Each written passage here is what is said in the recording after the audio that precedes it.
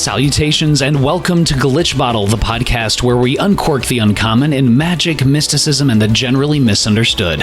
I'm Alexander Eth, and today on the podcast we are so excited to speak with visionary artist and practitioner Manny C. Price. Now, Manny, also known as Manny the Uncanny, is a visionary artist based in New York City, and she has a focus on empowerment, symbolism, and magic, among many other projects and initiatives that we get into.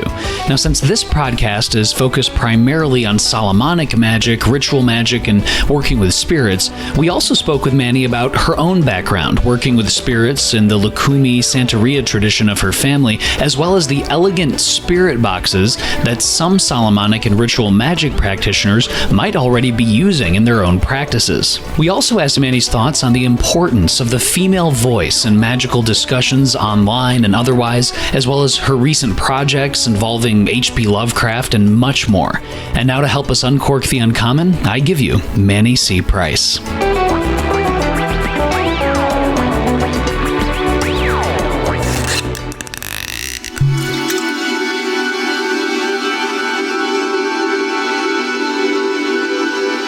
Manny C. Price, thank you so much for taking the time and stopping by the podcast today. You're very welcome. Thank you for having me. Oh, definitely, Manny. The pleasure is mine, and I definitely want to talk about your artistic work and your magically imbued spirit pieces, which I know that many of our listeners might have heard about from Doc Solomon's Occult Curios and all that. But first, Manny, can you just kind of share with our listeners a little bit about your background, where you grew up, and maybe some of the early spiritual traditions that you grew up with? Sure. Obviously, Manny C. Price is my nom de plume. My real name is Emmanuel Cunningham, and I grew up in a Irish-Scottish / Puerto Rican family.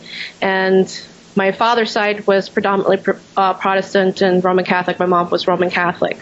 But they also practiced Sanse and Lucumi. What they told me was it was called Santeria. Now, I think there's a little, not controversy, but a little debate about what that entitles, because Santeria means the synchronization of the orishas with the saints, and that's what I practiced growing up.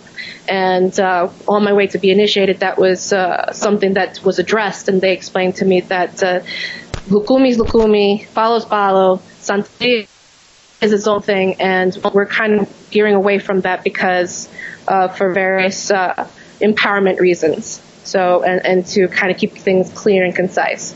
So just want to put that out there. My mom and my grandmother were the ones that predominantly were teaching my family.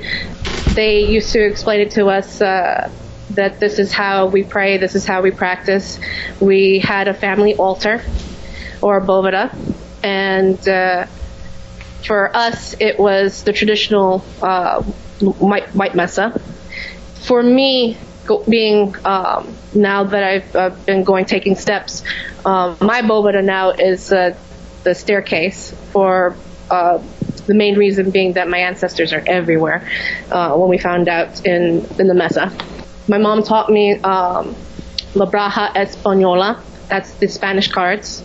She taught me tarot, how to heal, how to curse. Same thing with my grandmother. My grandmother, though, she was, because she's from the old school mentality of don't tell everybody everything. And this is another thing that even my mom is kind of upset with to an extent, because the way that we grew up in this religion, it's very secretive. No one talks about it. So this is, to her, is very taboo what I'm doing, even talking this much about it. I know it sounds weird after so many years now that people already are coming out and talking about it, but this is the background that I'm coming from, and I have to express this because this is, I know times are changing, and this is the way that it was presented to me and my siblings. Now, when time went on when we were younger, we had this thing called developing, or my grandmother called developing. You're developing. What does that mean? It means when the child starts seeing things, talking to spirit, talking to dead relatives, and they were very gentle about it with us. They explained to not to freak us out. You know how traditional parents in a Western background would probably say, "Oh, it's an imaginary friend," or or pop the kid with drugs or whatever. In my family, it was okay, está bien, all right. Well, they're watching us. And they would bring us aside and say, "Who's that? What are you doing?" Just asking questions. And when we got to be a little bit older, then they said, "Okay, you're going to learn these prayers. You're going to learn this." And that's how they kind of addressed it to us in the very beginning. Very gentle, very reverent. And this is something that was, private, like taking a bath is being private. Like you don't talk about or put your laundry out for everybody to know.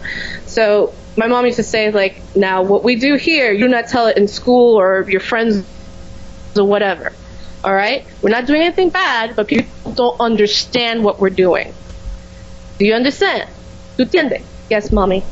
So that was the way that it was, put to us.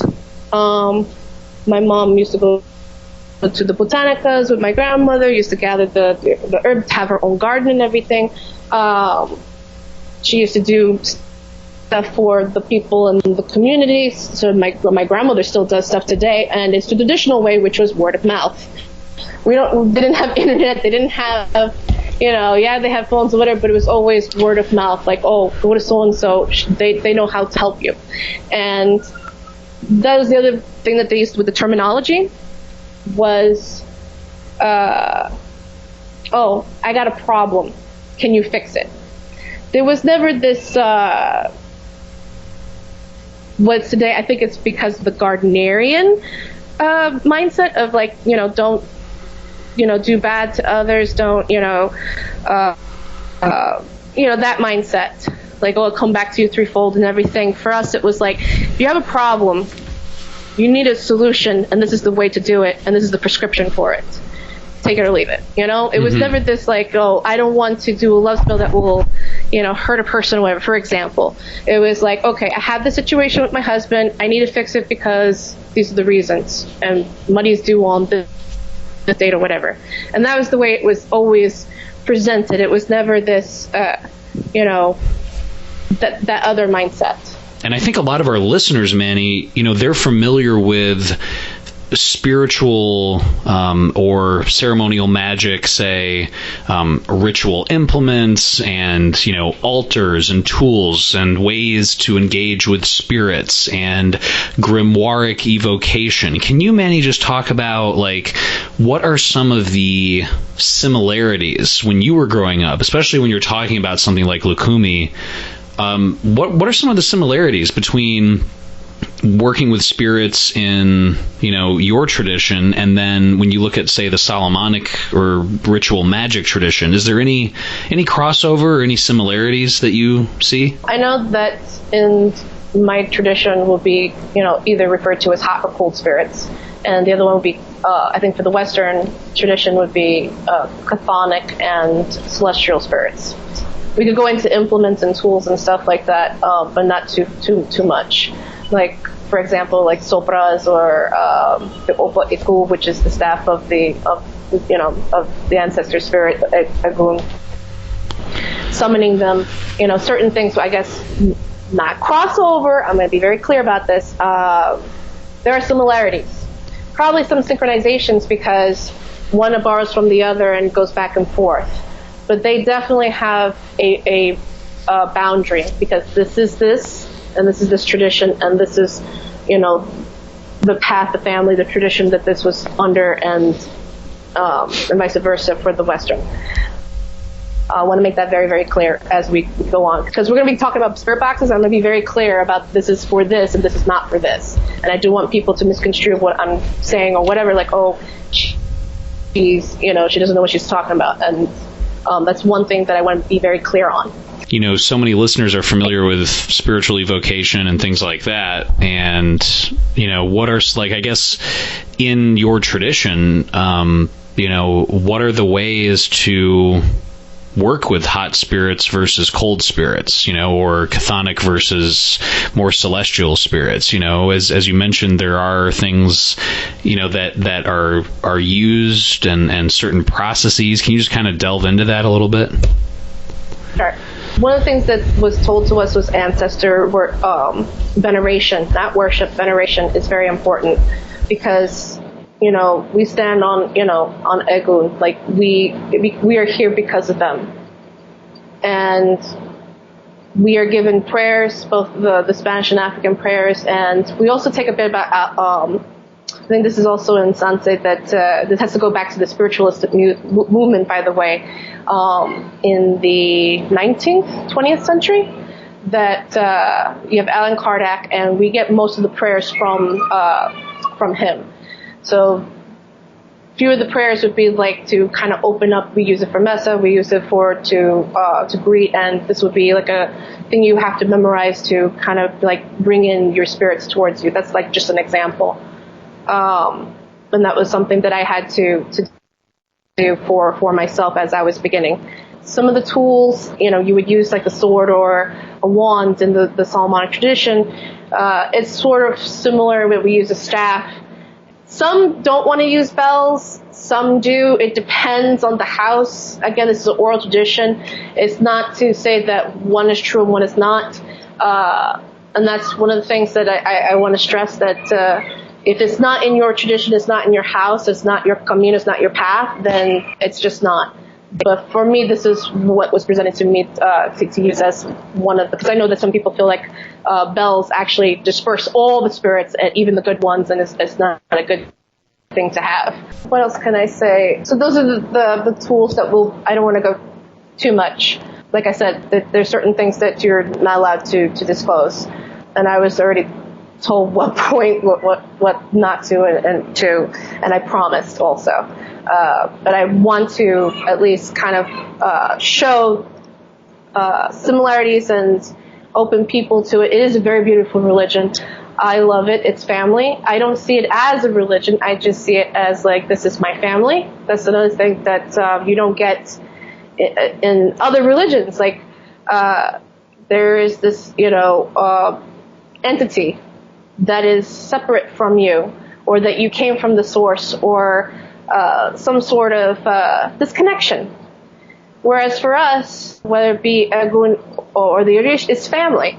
It's that's the way I see it. They're close. They're right here. They're next to you. They will live and die for you, and and vice versa. And that's what family does, and that's why I am so in love with my heritage and where I come from, because like you can't get that anywhere, honestly.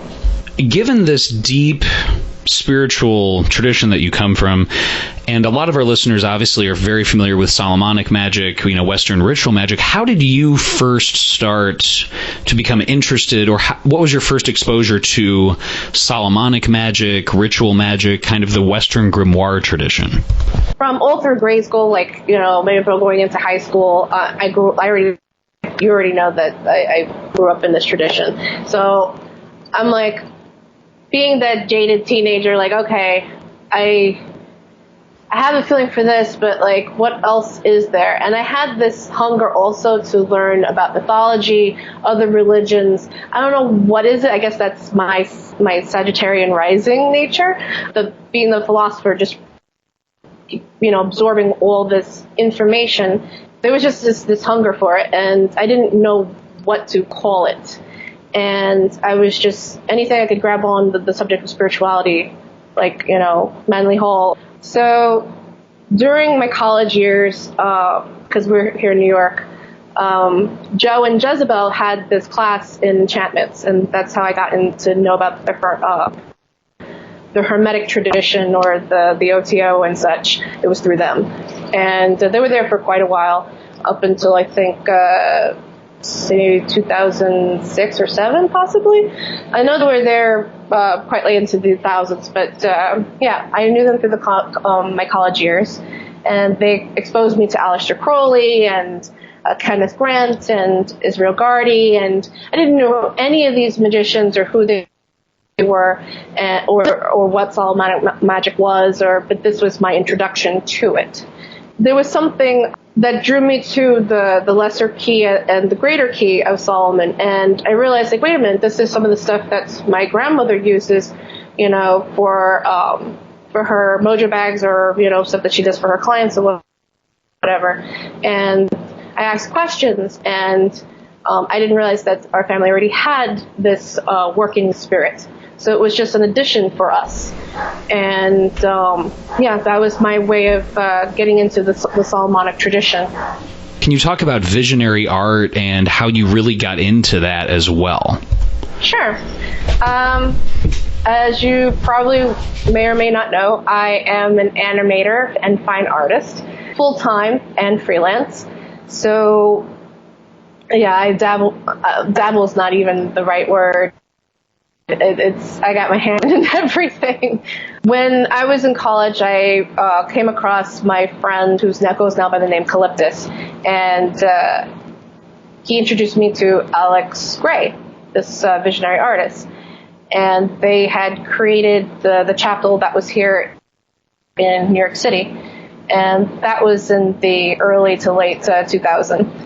And I saw it from the very beginning when it was bare bones and to its destruction, I think, in '09. And then they finally moved to Winnipeg Falls, where they are now. So that was my introduction to visionary art through Alex Gray. And I was going through sort of similar like him with his situation going through his 20s. And you have to understand the Great Recession had hit us. Everybody was graduating from, my generation was graduating, and things were looking really bleak. And I expressed this to Mr. Gray, and he said to me, and I think it's a famous quote too, that if all you have to paint is your demons or black, all you have is black paint, then paint them, pin your demons down. Somehow that clicked for me, and that was such an epiphany for me that it opened a lot of opportunities and doors for me. And I had my first miscarriage in 2010, and it's blurry now at this point because I've had like 2 to 3 miscarriages at this point, and then Vincent came. But yeah, I was in a very negative headspace. And visionary art was the one that kind of like opened things for me. And it actually opened my communication with spirit a lot more too. And that was also a time that spirit was like, okay, we let you do what you had to do, because you were in college and you had to, do the mundane world things. Well, now we're taking charge, and things just started happening for me. Because I was more in service to people, things, and I think Aaron stresses this, that when you're in service to spirit, and yes, you have to help yourself before you help others, but if you're doing it at the same time, it doesn't feel like work. And I did realize that, like, all of a sudden blessings were heaping upon me, as it were, and from a point where I didn't have a home, I have now a paid home that's paid off. I don't owe mortgage payments or anything. I have now, for many years, I was waiting to have a child. Now, boom, I have it, and that's through. I definitely believe that's because of Ochun and Yamaya. If not for them, I don't think I would have Vincent. My visionary art encompasses, as you know, everything from female empowerment to I would call it the female gaze, to kind of combat the male gaze. And I've actually heard a few men say that's like, wow, this is really intense. I can't even look at it. Because of the way that I picked not only women but men. And I've actually had the LGBT community come towards me because of it. And I'm more than happy helping in that regard. And and basically just general empowerment one of the things that you mention is that some people approach spirit work as almost spiritual Pokemon. Like, you got to catch them all, and you got to go through all of them. And I know there's been discussions online about the Goetia. Like, some people are obsessed with, trying, quote unquote, all the spirits, and which is in fact the completely wrong way to go about it. So can you elaborate on that, Manny, about how is the approach of spirit work as spiritual Pokemon just the wrong way to go? For me, to me, it's an alien concept to do the spiritual Pokemon, but I am seeing it, and especially see it with clients. And I don't know why this is happening, but for me personally, you have your main guys, you have your main family, your patron, the main saints or spirits you go to, and they each have a specific job or thing that they can be helpful for. And you go to them and you say, hey, I need you to go to work on this, and they'll be like, no problem, and you give whatever it is that you need to give them, and for them to do the job, and they're out. What I'm seeing with the spiritual Pokemon thing is like, okay, I'm going to try Boone. That didn't work. Well, then let me try this. Or maybe Mercury, and they'll mix it. That's the other thing that blows my mind, is that there's this mixing.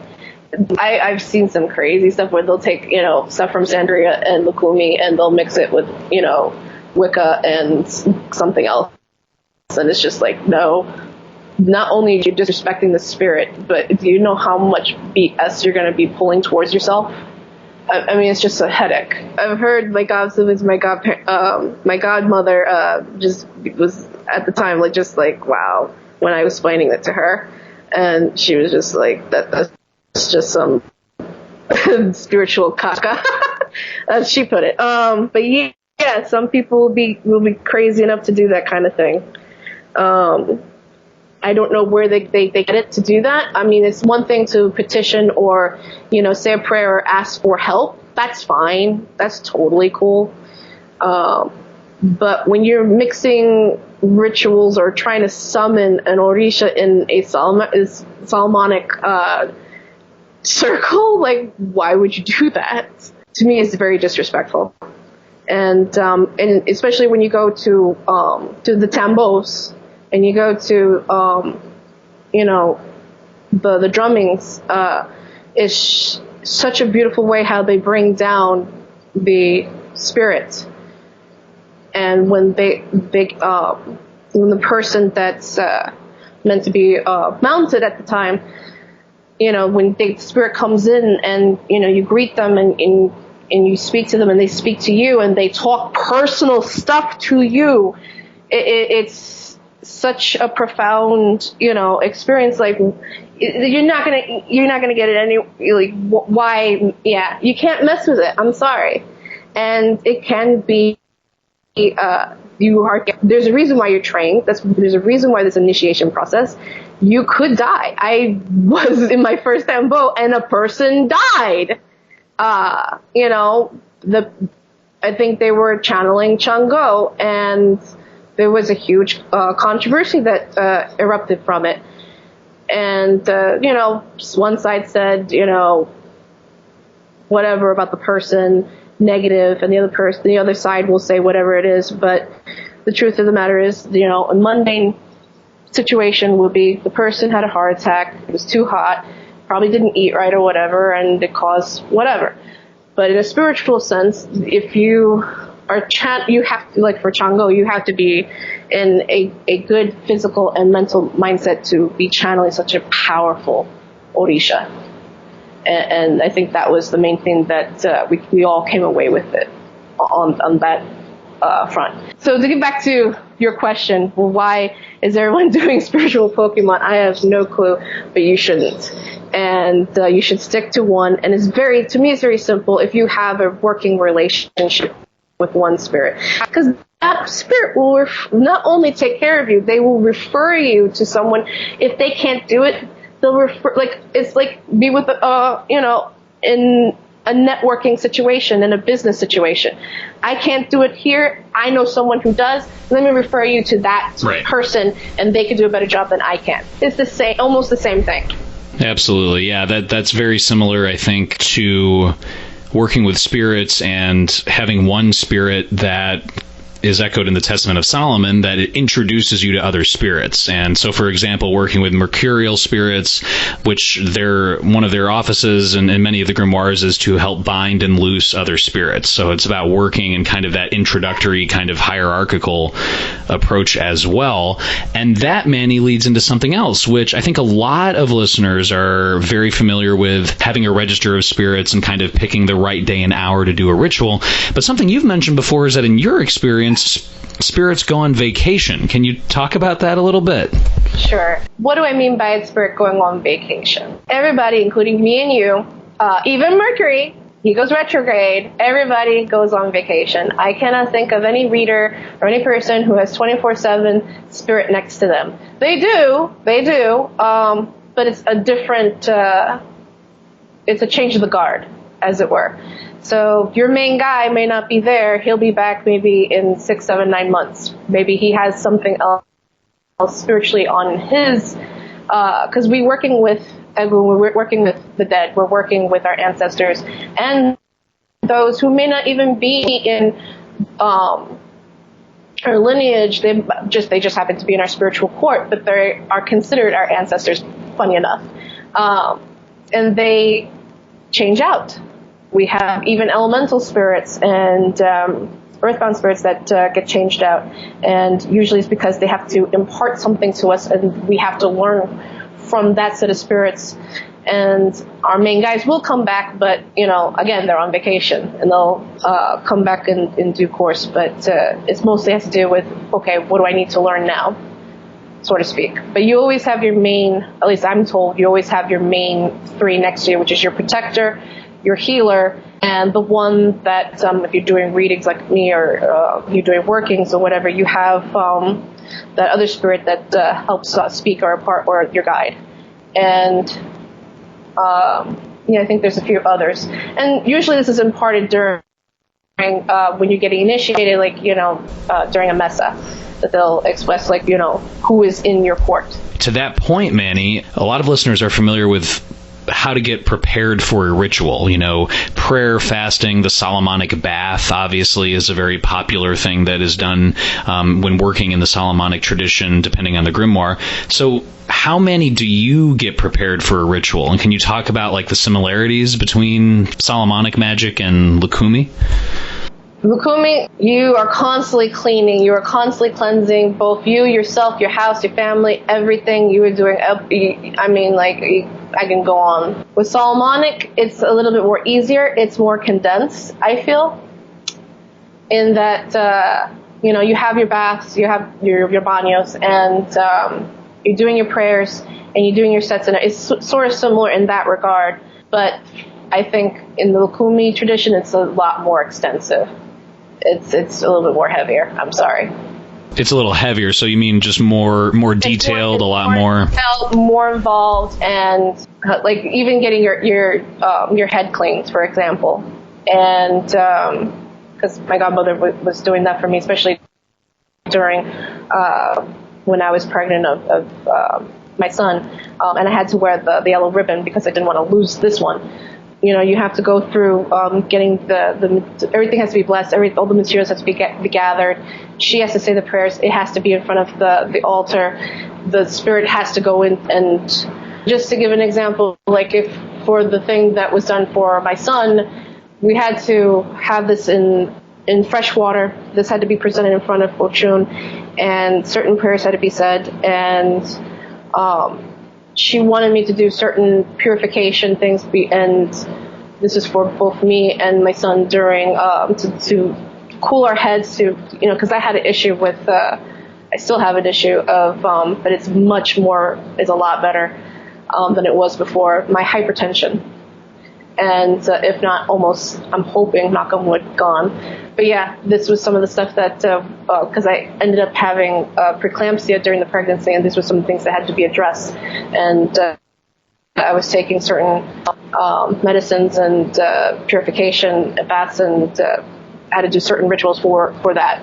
To that point too, Manny, one of the things that you've touched on and is a similarity with what Aaron Leach and other guests have talked about in terms of ritual offerings and really using materia magica and offerings that resonate with the spirits. And one of the things that I know you've touched on, and Aaron, is the fact that when you're in a ritual, I'm most familiar with the Solomonic context, but I know Aaron's mentioned if you're lighting candles or incense that resonates with a specific spirit, or putting water as an offering, that the spirits don't just look at that stuff. The spirits actually use the energy of the offering itself that is offered to them to engage with the operator. Can you, Manny, just talk about how do ritual offerings help facilitate an interaction between the operator, the participant, and the spirits?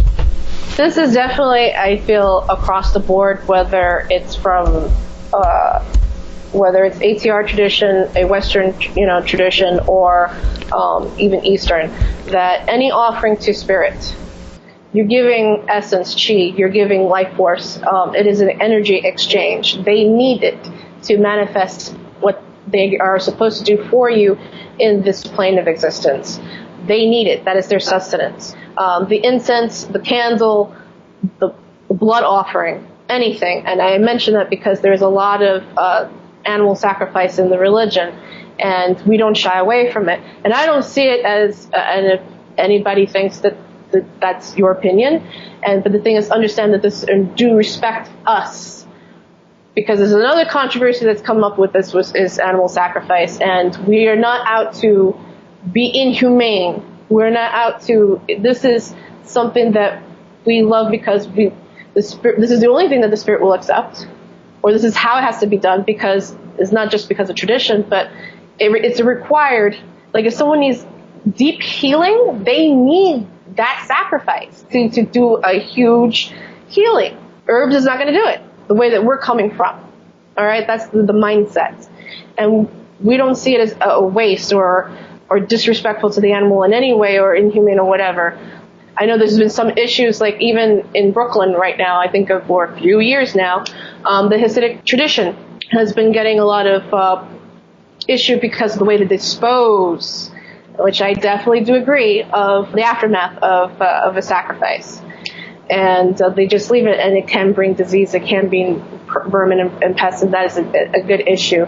But that community needs to address the laws and abide by it. That's my only 2 cents on that. But otherwise, it should be, I feel, come with an open mind.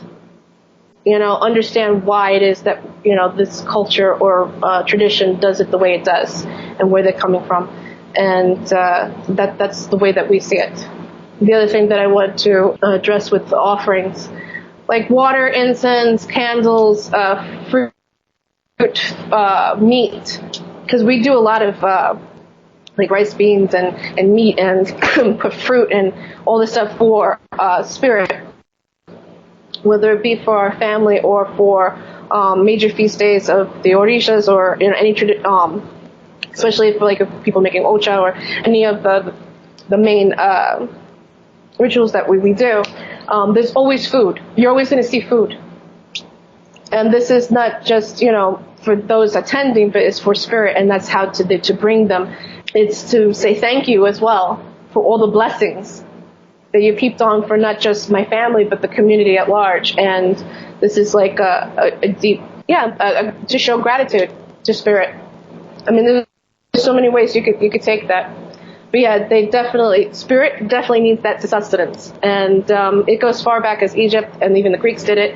And you see Odysseus that is mentioned in Homer, of how they had to open the pit and, just to commune with, spirit. And even the Egyptians talk about this, that they leave food or offerings to the dead as they're going off and sealing the tomb. All of this really important information that you're sharing ties into another topic to talk about, which I think members of the Solomonic community will find really interesting, which is your visionary artwork and working and creating spirit boxes. Now, as many of our listeners know, the grimoire tradition has a long-standing familiarity with spiritus loci for manifestation, like a floor triangle or a crystal ball. And one thinks of like Frater Ashen Chassan's excellent work with drawing spirits into crystals. But in addition to that, and separate from that, and speaking with Aaron Leach and others, there's also a really important concept that I know he's touched on in the past about housing the spirits and providing them an anchor, so to speak. And to that end, you are a visionary artist and a practitioner, and you craft and imbue custom-made spirit boxes. And for the listeners who don't know, a spirit box is effectively a type of high-end custom talisman, and they are created to house the spirits and to give them kind of a physical anchor on this plane. And some people may have, seen your spirit boxes featured on like Doc Solomon's Occult Curios, for example. But this is an important concept, and I guess as a visionary artist and as a practitioner, Manny, can you share with our listeners about a spirit box and its central importance as you see it? Sure. This is specifically just from the Solomonic tradition. It is not from Santeria Lucumi. If someone says it is or whatever, they're telling you the wrong thing, all right? Yes, there's sopras, but that's totally different, all right? Just putting it out there. Otherwise, let me get into the spirit boxes. In the Solomonic tradition, reading both Picatrix and the PGM, and personally, for my own personal use, the way that this kind of happened was, and I think even Aaron and Rufus talk about it, about 2011, 2012, Jupiter went, I think, into Cancer, and I think we all felt the call, or we felt something, and that year I was prepping for a lot of Jupiterian rituals, specifically one main one for burial. Later I find out that it's actually synchronized with Baraquiel, the archangel, interestingly enough. So as I'm doing research and I'm actually putting things together for the ritual, and I'm probably, I don't know, I'll put it out there, it was an all-girl gang of magicians when we did this, all right? It was the whole year prepping. Telling the girls not to have any, that was pretty funny. By the way, you can't have any relationships or whatever during X and X period because we're doing this. And yeah, we had a good laugh about that. Which also I will, if you want to touch upon that, what I, as a female practitioner, about certain things that I found out during that ritual to be true or not true because the angels had actually expressed certain things, like covering the head. So for the spirit boxes, they're coming from, obviously, the Solomonic tradition. I heavily pull from Picatrix, obviously, more of the astrological parts of it, and doing natal charts and horary for specific things, like for either love, wealth, or trying to get a position or house or whatever, things like that. But for me, personally, getting into it when I first started, it was I created these things for myself. And the first one I have, which is actually in front of me right now, is the box that I did for the Son of Jupiter and Barial. And it's just the fourth seal of Jupiter that I have here on this box here, which I do give offerings, which I do certain things like incense, candles, and whatever, and we have a continued working relationship. That and funny enough, I'm like Aaron here, I actually have another one for NIL. And I actually made another one for my mother, and she, it's a little bit more not safe for work. It's I think the fourth or fifth seal of Venus, and that one is more like hotter spirits, and I would say they're more like genies, or because they're very hot spirits. Because these are Solomonic based, can you just talk about the process of engaging with the material? Like, how do you select the appropriate, if you're going with mahogany or maple ash or cherry or birch, and really how do you choose or select the appropriate Solomonic pentacles and symbols, obviously they have to have associations, so Anael and Venus pentacles, but can you just share with our listeners a little bit more about kind of the Solomonic process that you go through? My personal box, when I first started, because obviously not a lot of people were doing this, this was, I had a custom made the boxes. I was looking for a long time. I went through quite a few carpenters, and finally now I have one. His name is Martin, and Joshua Martin. He actually works with me with doing the Ori and having it done on a certain day. So this way now I could have more of a customization than I did previously with my other carpenters, because it was like their set schedule, they are doing mass production, and he is more customization versus like having to do with big industry, and you know what I mean. So because they have a certain quota to fill, and you can't say, oh, can you do it on this date? They're gonna be like, huh? So I'm very happy that I have someone that actually understands me and actually works with me on that regard, and we could actually pick which woods that would correspond to certain spirits. But originally I was working with sweet woods, and I still do, because that is what is required in usually most of the Solomonic tradition. And the main one, of course, I use is rosewood and maple, and the one that seems to be everybody wants it is purple heart, for, because it's pretty. But but that's more for, I do those ones for mostly for Venus spirits. For some reason, they seem to like it best. To that point, Manny, we have a question from Aaron Leach, who wants to know, when you do create and craft these spirit boxes, again, used in the Solomonic tradition by some magicians to, kind of anchor spirits to the physical plane, the Malkuth, so to speak. Aaron wants to know, what do you tell your clients in terms of maintaining and upkeep of the spirit boxes? If it's for love, money, health, whatever, home, to get it, anything, right? It depends on the actual situation, what is, until we're getting a new job or whatever. The client comes to me, I would do a reading, obviously, for them, see what the situation is, if they do need something like that, or where they are in their background. I don't offer it to beginners at all. They have to be intermediate or advanced. And even then, I've seen situations where where I thought that I could trust them, and I've had situations where spirit came to me and said, yeah, contract. And in those cases, I would have to, actually, there was one case where I had the box destroyed. I think you cut out there for the last second. Why did you have to destroy the box? For that particular client, everything was met in the contract, meaning they got what they wanted. Everything was good, but the only thing that wasn't being met was the maintenance. And then they realized that things were deteriorating in their lives, and the reason for that is because they weren't maintaining what they were supposed to as their promise to that spirit. And the spirit was bending over backwards for them, giving them everything that they wanted. They were just not grateful, and that was the issue. And yeah, I had to. In the end, the box was destroyed. That's a serious, really worst case scenario.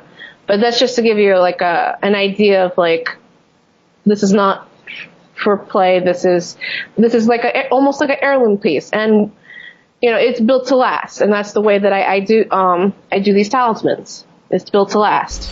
And that, Manny, leads to another question from Aaron Leach about, he's curious, can you ask Manny about how she feels her ATR background affects or informs her Solomonic work? So can you talk about that from the ATR perspective?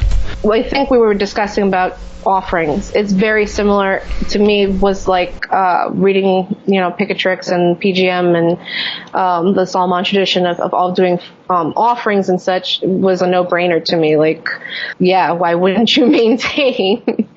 So the way that I, getting back to actually the previous question, how I set it up after, purchasing the materials, doing the timing, sitting down and actually doing, the day of Mercury and the hour of Mercury for certain sigils, and actually prepping certain things. Again, I think there was one sigil I think I had to do in springtime on a specific date, and I think another one was midsummer. And I think those were for, I think one particular person was, I think they were into hunting, that one guy. That other client, this was for a gentle love spell, and it actually was pretty nice, and it has been working very gently, very nicely. I had to get the herbs. I had to get the specific wood for that particular spirit. Not really the incense. I think it was part of the wood portion that wanted to be burnt, and candles were obviously. And yeah, once I have my ritual space set up and I do have the circle open, I actually painted my own ritual circles because of how much I do the work. And I've actually had, when we first started, I think, yeah, like I was mentioning before, that I had a bunch of my girlfriends that we spent like a whole weekend just painting the ritual circles. And that's the ones that I use to this day doing this work for the Solomonic tradition. I'll open the space. Obviously, I'll clean the space. During that time period, I'm doing my purification for myself and the house and everything else. I'm putting my corners up, doing protection, both on my spiritual side and the Solomonic tradition. So that's where there's a little leakage there, mostly because I'm covering my bases. Then I will open the circle and, the usual thing that you read in the book. Then I will sit down at the hour, at the time, and I will ritualistically carve and burn and paint until that hour is done. And then I'll do it 3 times that day, and then that's it. So if I don't finish it, guess what? It is what it is because that's the timestamp. Because that's the spirit that I'm putting it toward. Only one time this was really crazy for one client, and I guess she really, really needed it. This is when spirit grabs you. I think this was for one of the Venus boxes, and it was 6 hours straight painting non-stop this box. It had to be done for some reason. It would not let me go. And when I was finished, I was a zombie. I think it was like morning to night and then the next morning, something like that. It was a ridiculous amount of time. And I'm only saying 6 hours because that's how condensed the actual labor was. Everything else was like, prep and just setting everything for this particular thing. So yeah, it gets pretty intense, and it was what I felt was like electricity when I was doing it, and it's like a weird magnetic pull. Like, this thing did not want to let me go. Like I could not finish it until it was done.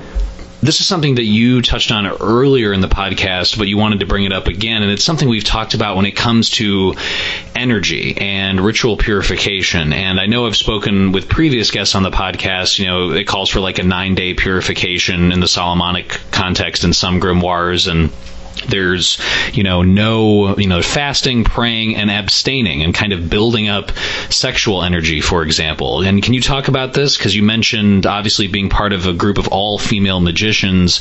What did you find with that? And, what did you find to be true, to be, valid, not valid? Any experiences that you can share? Because I think, the purification aspect of it is something that's not talked about as much.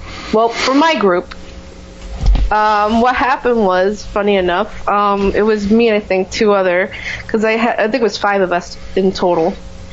And each one had a job. We had the scribe. I was the one doing the prayers and having the sword and opening the circle and closing the circle. And I had the scryer. Everybody had a job.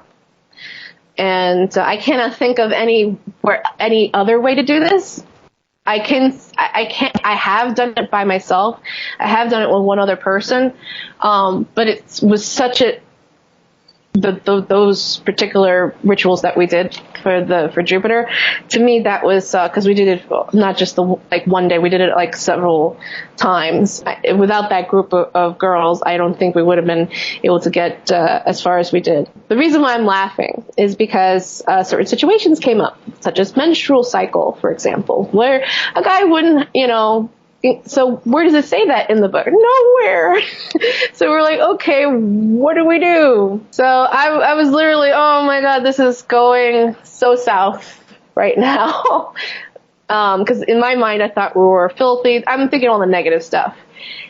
When you actually get into circle and start talking to Spirit is like, okay, we know what you're thinking. We know how you're feeling. And it was brought up funny enough, it was brought up in the session.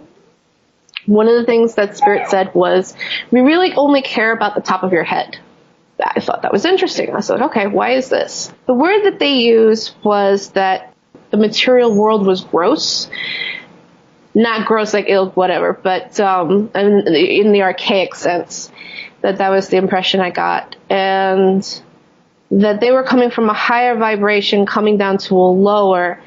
And the best way that they could put it to us was like, the top of our heads is sacred because it's the Godhead, and it's you're looking at God to them, these spirits, and it's sort of like seeing God naked, or it is a private thing. It's a very private thing, and to look upon it for them, it's taboo to them, the spirits. It's like, why would you show that portion of your top of your head, so we definitely had to cover our heads. That was made very clear. So we had to stop. We had the bands, but we didn't think to cover the top of our heads. We thought, okay, kerchief or bandana, whatever should be fine. Plus with the sigils, we're good, right? No, had to cover the entire head. And specifically they said red or white was the main colors. At least in this case, what was expressed to us in this session. The next thing that they expressed was like, we understand that some of you may feel that your cycles are, made to feel whatever, but that's not the case here. We really don't care about that. The main thing that we care about was the top of the head. That was the other thing was about cleanliness. The reason why you're going through this purification process, it's not just cleaning yourself, physically, but the spiritual sense being that you're getting your mindset or vibrating to that mindset to be able to communicate with them. That was what was expressed to us. One of the girls was a little nervous because she did have relations, and she broke the fast, as it were. So the interesting part of that was that she could not hear Spirit. I didn't hear anything, and I assumed because I was the one with because my job was to do the prayers, to do the orations, to open and close, and another person was doing questions, and you had the scryer, and like I said, everybody had their job. At the end of it, a lot of people, I wouldn't say a lot, the group of girls were definitely feeling something. I swear, I didn't feel anything. And everybody was saying that they were feeling something in the room. The room definitely changed. Now, I've been doing it for a while to understand what that is. That like you kind of go into like this dark. It's like, okay, you done the prayers, you got the oration done. Now we're in I'll call it the twilight realm. We're in that dimension, that spiritual dimension. And all of a sudden the room's atmosphere feels dense, and there's no sound coming from outside. And all of a sudden you're like literally like, yeah, you're in another dimension. That I did feel. The girls felt that too. And then they definitely felt and some heard Spirit actually talking out loud, including my own mother, because she was part of the group as well. I think, Manny, too, that leads into one of the other areas that we definitely wanted to touch on, which is, what are your general thoughts, Manny, in terms of, do you think that there is enough representation of practitioners who are women on online forums? Do you think that more needs to be done? Or I guess just what are your overall thoughts regarding the female voice in either Solomonic or ritual magic? We could go on ad nauseum about women that are in the tradition working now, but Do I feel that there is a really great representation for the female side? No, honestly, no. And just me doing my thing, I had to fight tooth and nail. I'm sorry.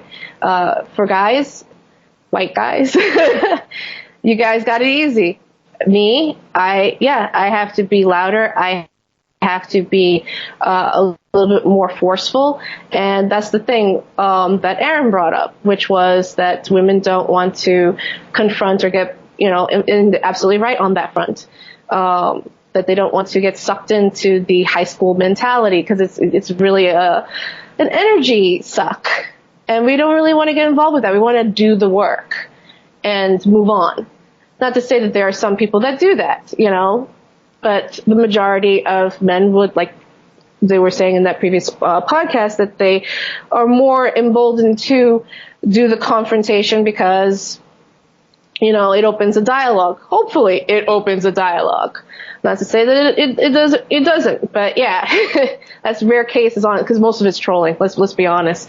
And it goes into flame wars, and it's just ridiculousness on both sides.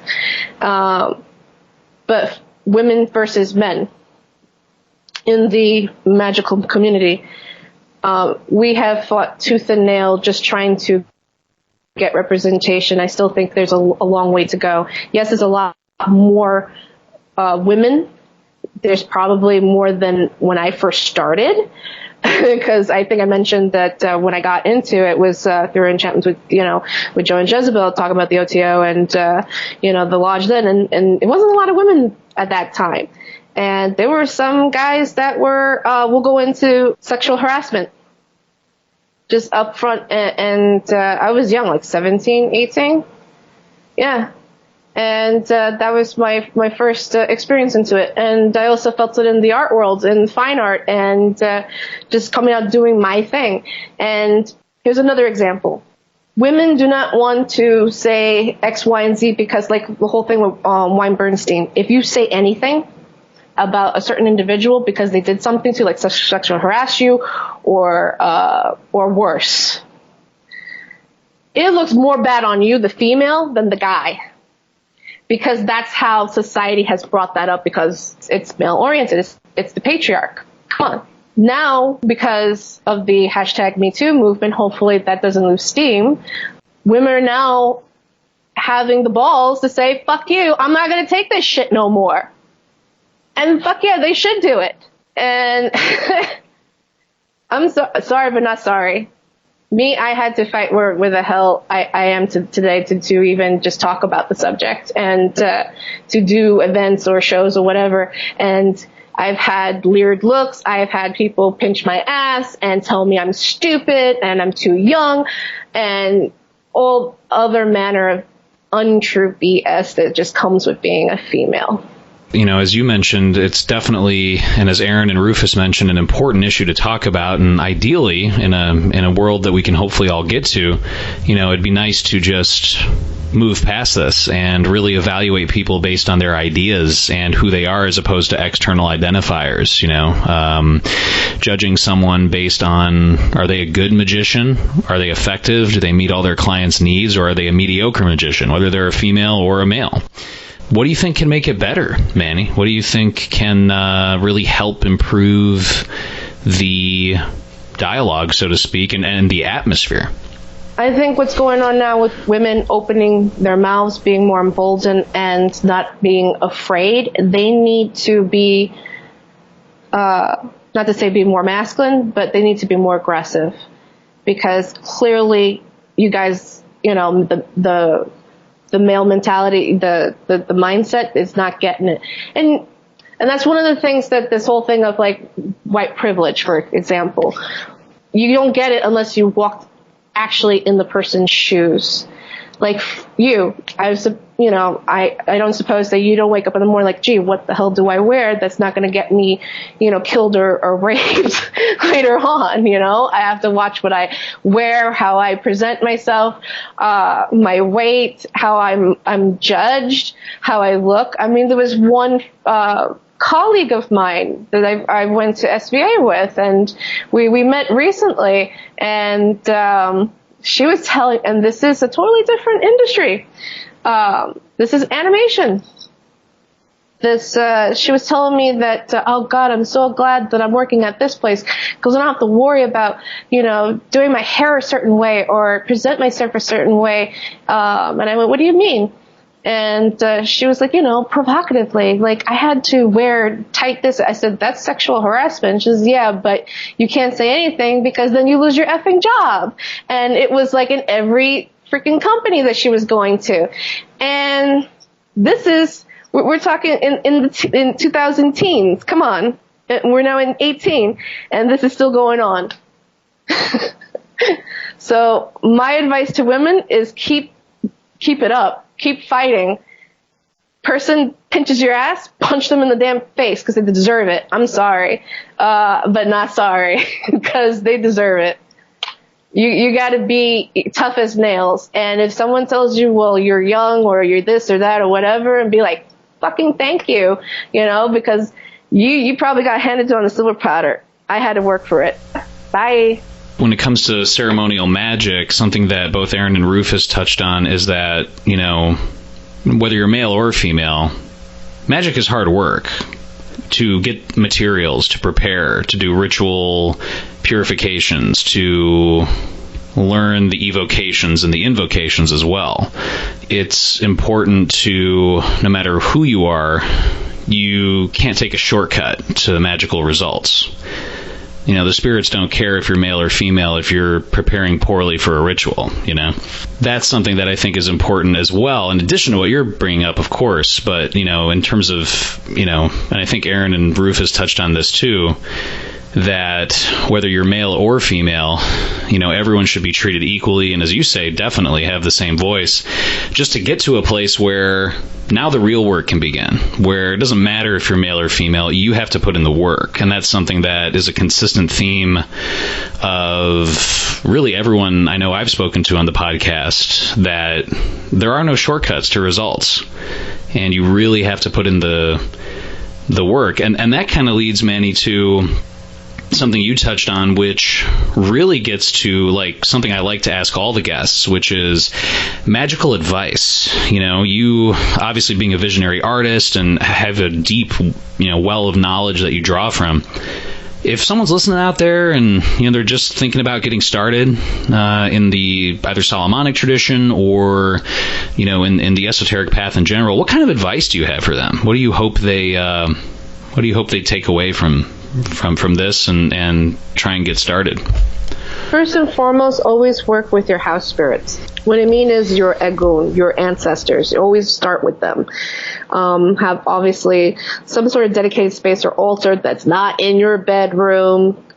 I know you guys are out there. Please put it somewhere that's, respectable and it's good for you too, because it sets your mind in a proper place and peace and quiet. That's like, okay, this space is dedicated for this. That's my first advice, because it seems that people who come to me, they don't have something like that, or that they feel spiritually lost, or probably that they're coming from a Christian tradition and they don't feel compelled to that tradition anymore for whatever reason. And so I would tell you, whatever particular one that it does compel you, don't be afraid to go towards it and, try it and find the right people to guide you on that particular path. That's one. Two, don't do spiritual Pokemon. I think we already talked about that. Stick with, the ones that are next to you, you will get referred. And if there's one that really calls to you, though, and you genuinely want to know more about that spirit, whether it be in this is another thing that we didn't touch on, which is probably part of the controversy as well. If you are white and you do not have a background at all in your family of the diasporic religion, because I've had, again, there's that whole thing of mix and matching thing. But that's not the case. We're talking about if you feel called to a particular orisha or spirit and you reverently want to start working with them, find someone that is in the religion and they will help you to better serve, that spirit the way that it should. And that's my advice to you, because the religion is beautiful and it is very warm. It is very open. We've had so many problems, both in the past, whether it's scammers or just in general, the laws of community at large, or people not understanding the religion, thinking that it's satanic or whatever stupid, nonsense. But please, learn more about it. Try to engage and have a dialogue, and if that's what you're called to, all right? Because you may find out that even though that you may not have ancestors, that, because we do believe in reincarnation, at least in my family we do. There's once upon a time it was part of your spiritual core, and it is now, even in this lifetime, it is. So we've had that happen as well, where a person came in and it turned out that in a previous lifetime they were that. And it does happen. So that's my second advice. Besides, obviously, the spiritual Pokemon, please don't do that. My third one is for women, obviously, to reiterate the girl power. Please don't let the world get you down. I know that things are really bleak right now, and this is actually a general thing for everybody.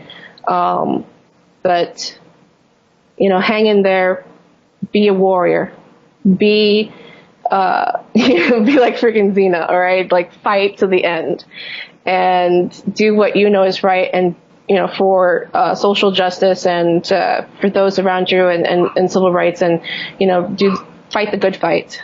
And even when people are not behind you on it, or, it's always going to be the hardest because you're by yourself. But you don't do it because it's popular. You do it because it's right. And so that's my advice for women. And that's why we're doing what we're doing now, because enough is enough.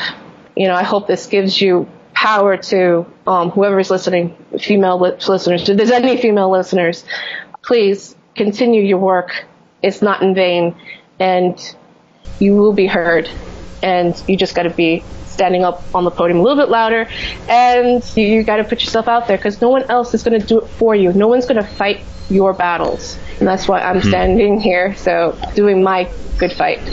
Manny, cannot thank you enough for taking the time and coming on the podcast. But of course, I want to have listeners know about, your upcoming projects, things that you have worked on, places online that they can find you. Obviously, MannyTheUncanny.com is a place they can check out a little bit more about you and your artwork. But can you also share with us a little bit about some projects that you've been working on? I know H.P. Lovecraft, obviously, is something that is near and dear to your heart. And can you just share with listeners about upcoming projects and just anything else that you might want them to know about? Sure. Right now, because we're gearing up for New York Comic-Con in October here in New York, I think it's the 6th to the 8th. We're gonna be at booth 948. We're gonna be next to Marvel and DC. Yay! And I'm freaking out. So we're promoting me and Mr. Wolfson, who is the colorist of the comic Orphany. Issue 2 is due out in October, so we should have that ready. I'm actually, as you and me were talking earlier, that I was working on page 26 already of the issue. So that's one of the many projects that I'm doing. Like I said, I have a hand in everything. The other thing that I'll be working on, of course, is The Unnameable, a life reanimated. And it is based on the memoirs of Frank Bale Napier Long on his friend HPL. And the subject matter being, of course, the supernatural, which, of course, if you're avid Lovecraftian like me, would know that he did not believe. He was a pure materialist. He did not believe in the occult. He did not believe in the supernatural, and he actually was. Him and Edie were commissioned to ghostwrite for Harry Houdini on the cancer superstition, and this was around the time period that, of course, Houdini's mother had died.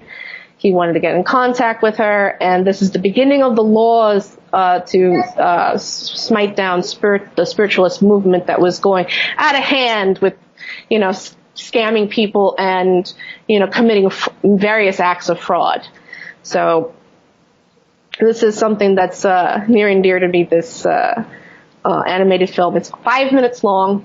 It's based on a conversation that they had in the cemetery in Onset, Massachusetts. He has a discussion with him about his talk with Houdini and what he thought about the supernatural.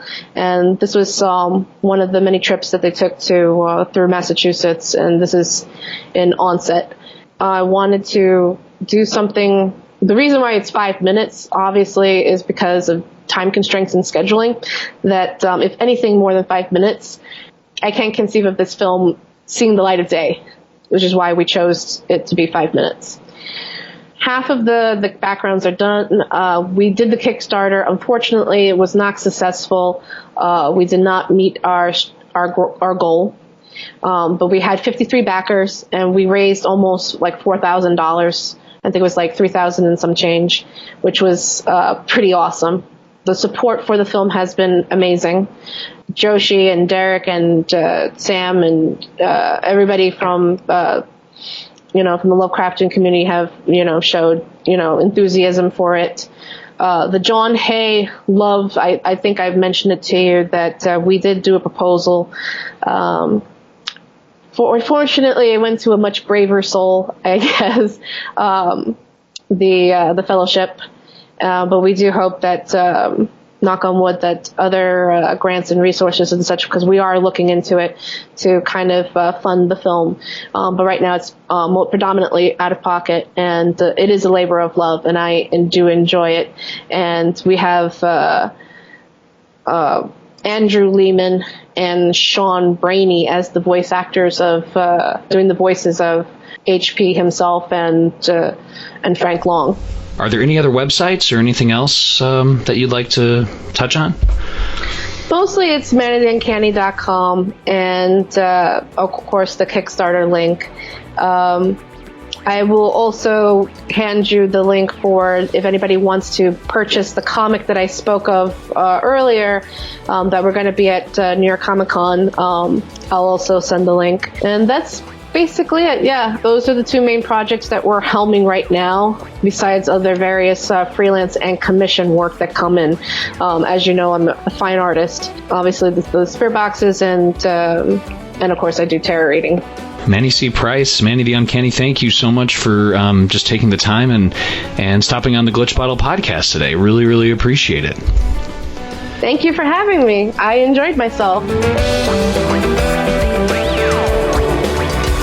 And thank you for listening to this episode of the Glitch Bottle podcast and helping us uncork the uncommon this fine day or night or wherever you happen to occupy space-time in your occult lairs, your summoning towers, or your cloistered libraries of the esoterically awesome. You can check out previous episodes and other magical Glitch Bottle news on YouTube, youtube.com/glitchbottle, and subscribe and download free episodes anytime on iTunes, Stitcher Radio, and on Spreaker.com. Just search Glitch Bottle and enjoy. Also, please make sure to subscribe and follow us on Twitter at Glitch Bottle, all one word. Our intro music is the track Tornado by David Zeste. Our magical interest is fueled by sincerity, passion, amazing guests, and a copious amount of clinking coffee cups. Until next time, this is Alexander Eth reminding you to invoke often, uncork the uncommon, and keep the light.